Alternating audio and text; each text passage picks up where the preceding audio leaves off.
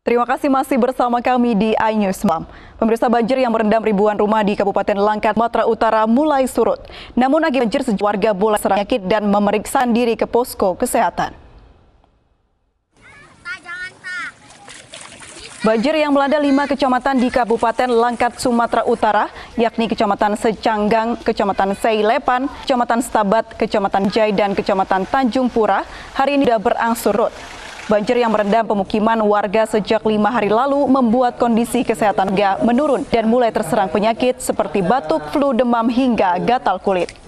Salah satunya di Dusun Kampung Baru, Desa Pantai Gemi, Kecamatan Stabat, Kabupaten Langkat ini misalnya. Puluhan warga yang terdiri dari ibu-ibu, anak-anak, dan balita memberikan kondisi kesehatan mereka di salah satu posko kesehatan. Sementara itu bagi warga yang tidak bisa menjangkau posko kesehatan, petugas medis Puskesmas Kecamatan mendatangi tenda pengungsian untuk memberikan perawatan medis kepada warga yang sakit. Mudah-mudahan kami berharap